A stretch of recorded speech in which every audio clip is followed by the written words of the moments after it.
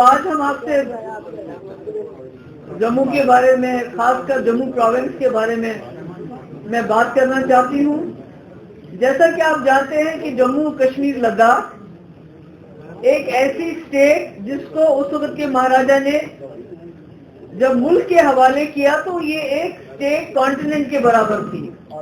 आप देखेंगे दुनिया में कई ऐसे मुल्क हैं जो हमारे एक रीजन के बराबर भी नहीं है, और हमारी स्टेट उस वक्त जिस वक्त हमने इस मुल्क के साथ हाथ मिलाया तो पूरा एक समझ लीजिए कॉन्टिनेंट के बराबर रही है। और उस वक्त के जो डोगरा महाराजा थे उन्होंने इस मुल्क को नॉर्दर्न बॉर्डर दिया। तब तक नॉर्दर्न बॉर्डर नहीं था हमारी कंट्री के पास, पूरा एक नॉर्दर्न बॉर्डर दिया।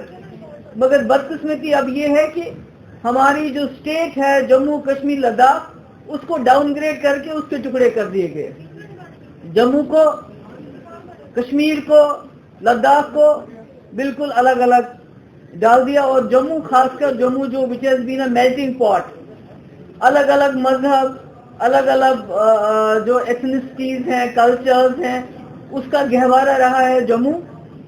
और अपनी अपनी आइडेंटिटीज मेंटेन, क्योंकि मैंने देखा कि जब आप जम्मू में कहीं भी गुजरते हो कोई मार्केट से, तो आपको जम्मू एक वाहिद जगह है पूरे मुल्क के अंदर जहाँ आपको हिंदू मिलेगा, मुसलमान मिलेगा, सिख मिलेगा, ईसाई मिलेगा, गोजर, बकरवाल, पहाड़ी, ये कहीं नज़ारा नहीं मिलेगा। पहले होता था कश्मीर में, मगर अब नहीं है, सिर्फ जम्मू में मिलता है।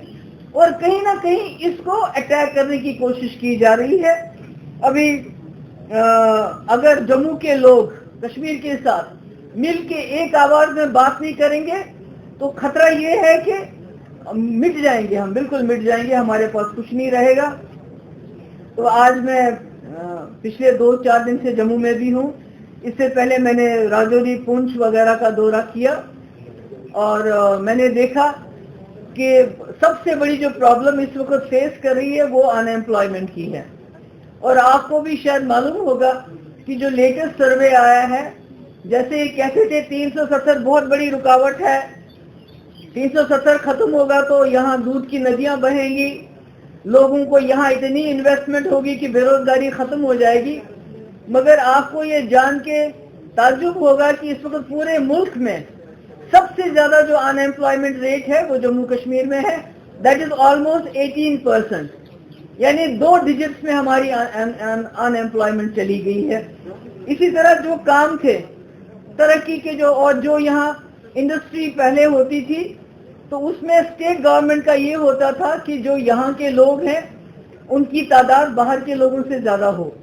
मगर आज कोई पूछने वाला नहीं। अगर छोटी थोड़ी बहुत सब्सिडी के लिए जो लोग इंडस्ट्री लगाते भी हैं तो वो बाहर से ज्यादा लोगों को लाते हैं और यहाँ के नौजवानों को नहीं रखते हैं।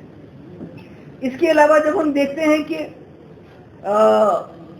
तरक्की कहाँ हो रही है, क्योंकि बहुत, अभी देखिए 70 मिनिस्टर रिबन काटने के लिए, तो किसका रिबन काटते हैं? मुझे तो या तो वो पुरानी, मेरे ख्याल में कोई डॉक्टर मनमोहन सिंह या ये जो है वाजपेयी जी के टाइम का कोई काम होगा। बाकी तो जितने भी हमने काम शुरू किए थे पीडीपी बीजेपी अलायंस में, वो सब रुके पड़े हैं।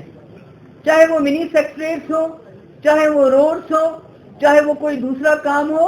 और जो काम हमने सीआरएफ के अंडर उठाए थे, जिसके लिए हजारों करोड़ रुपए आया था, जिसकी टेंडरिंग हुई है, उनको भी बंद कर दिया है, उनको भी बंद कर दिया है। और उल्टा जो कहीं पर नए काम भी शुरू करने थे वो भी नहीं हो रहा है, क्योंकि रूरल डेवलपमेंट के, मैंने सुना जो रूरल डेवलपमेंट है उसने भी कोई प्राइवेट कंपनी हायर की अपने लिए। हालांकि हमारा इंफॉर्मेशन डिपार्टमेंट है, उसको यूज नहीं कर रहे हैं, कोई प्राइवेट कंपनी। यानी कि जो जम्मू कश्मीर को बार बार कहा जाता था कि ये 370 की वजह से पिछड़ी हुई है, लगता है जो पिछले 2 साल में यहाँ हो रहा है कश्मीर में, तो लोगों को सिक्योरिटी के नाम पे डराया धमकाया जाता है, खामोश किया जाता है। मगर जम्मू की इकोनॉमी को चोक किया जा रहा है, पूरी तरह से चोक किया जा रहा है। आप यहाँ देख लीजिए, शुरू कीजिए माइनिंग से, माइनिंग के कॉन्ट्रैक्ट बाहर वालों को जो लाखों अरबों रुपए कमा रहे हैं, और यहाँ जो ट्रैक्टर ट्रॉली वाले लोग हैं, जिसके साथ यहाँ हजारों नौजवान जुड़े हुए हैं, जो बेचारे चलाते हैं, उनको पकड़ के ले जाते हैं, या तो रिश्वत दे 10,000 रुपये, नहीं तो 70,000 रुपये उनको कोर्ट में देना पड़ता है। इसी तरह से जो ट्रांसपोर्टर्स हैं वो बहुत मुश्किल हालात में है इस वक्त। आपका टोल प्लाजा का जो टैक्स अबॉलिश करके यहाँ के दुकानदारों को बहुत उसकी महंगी कीमत चुकानी पड़ रही है। आपके यहाँ जो नई एक्साइज पॉलिसी आई, जितने भी यहाँ जो नई दुकानें खुली, और उसमें भी बाहर का बहुत बड़ा हिस्सा है, उनका कारोबार बढ़ाने के लिए जो यहाँ पर बाल चल रहे थे उनको बंद किया, जिसकी वजह से हजारों नौजवान यहाँ बेरोजगार हो गए हैं। तो कहने का मकसद है कि जो भी कुछ जहां से भी, और उसके ऊपर जो लेटेस्ट जो मुश्किल है वो ये है कि ये जो रिलायंस के आउटलेट्स यहाँ खोल रहे हैं, तो यहाँ का जो गरीब दुकानदार है, किराने वाला है, वो कहाँ जाएगा? और बारीदार हैं जो हमारे वैष्णो देवी माता के, उनको प्राइम मिनिस्टर ने उस वक्त अपना वादा किया था कि मैं आपकी जो है मुश्किल सुलझाऊंगा, नहीं सुलझाया ना। इकोनॉमी जम्मू की हर तरह से बिल्कुल ठप कर दी गई है। यहाँ के लोग जो हैं बहुत मुश्किलात में हैं, और जो बड़े बड़े प्रोजेक्ट हैं उनकी पैकेजिंग, उनकी टेंडरिंग ऐसी होती है कि यहाँ का ठेकेदार कंपीट नहीं कर पाता है, वो ठेके भी बाहर के लोगों के पास है, और जब उनका दिल करता है तो यहाँ सबलेट करते हैं।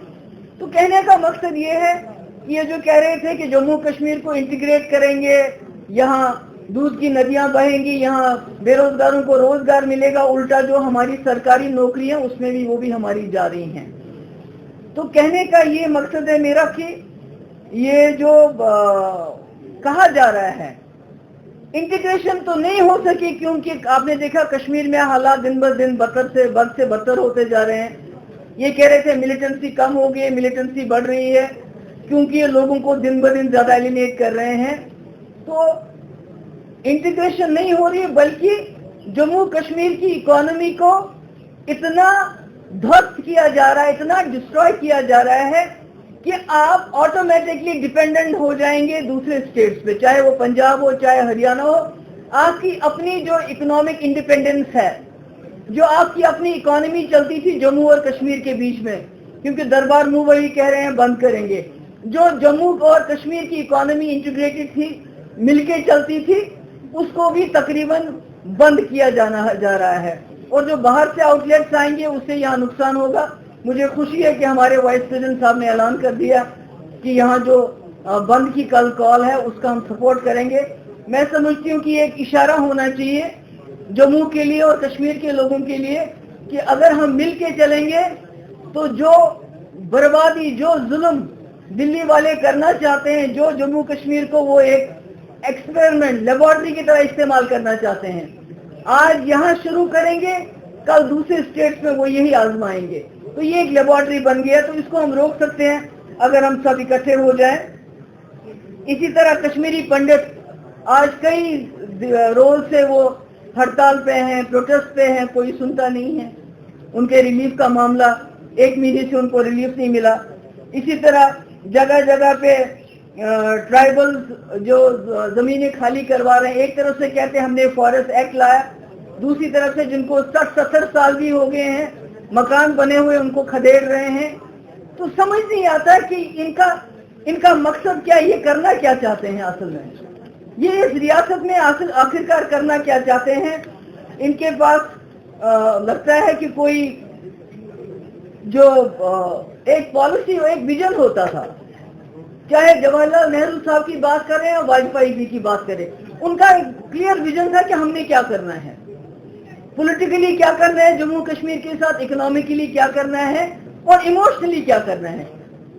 मगर आज की जो सरकार है इसका कोई विजन नहीं है, डिवाइड एंड रूल। इनका विजन इतना ही है कि किस तरह हम लोगों को आपस में लड़ाएं और वोट हासिल करें और जम्मू कश्मीर को बाहर की रियासतों में जाके इनको बेचें। गवर्नमेंट एम्प्लॉयज ये सर्टिफिकेट, वो सर्टिफिकेट वगैरह वगैरह, यानी शक इतना बढ़ गया है पहले से ज्यादा कि जिसका कोई हिसाब ही नहीं है। और करप्शन खासकर। जो यहाँ माइनिंग का ये जो सिलसिला है, ये टॉप से लेके बॉटम तक करप्शन है। इसमें तमाम जो एडमिनिस्ट्रेशन है मिली हुई है। पहले तो जो यहाँ के लोकल अफसर हैं उनको बिल्कुल साइडलाइन किया गया है। बाहर से ज़्यादा लोग आए हैं, यहाँ के अफसरों पे भरोसा नहीं किया जाता है। मगर जो भी अब रहे सहे यहाँ जितने भी ऑफिसर हैं, बाहर के हैं, अंदर के हैं, बदकिस्मती से वो इस माइनिंग के जो माफिया है, पहले हमारी ये खुशकिस्मती थी, हमारे पास लैंड माफिया थोड़ा बहुत एक्टिव था, जो यहाँ के लोग उसमें इन्वॉल्व थे। मगर अब माइनिंग का माफिया बाहर से पता नहीं किस किस स्टेट से आता है, उन्होंने यहाँ पूरा जो है उद्यम मचा के रखा है। यहाँ जो बाजरे की गाड़ी, रेत की गाड़ी अगर 2000, 3000, 5000, 10,000 में, आज वो 50-50 हजार में मिलती है। हर चीज महंगी होगी, आपको पता है महंगाई कितनी बढ़ गई है।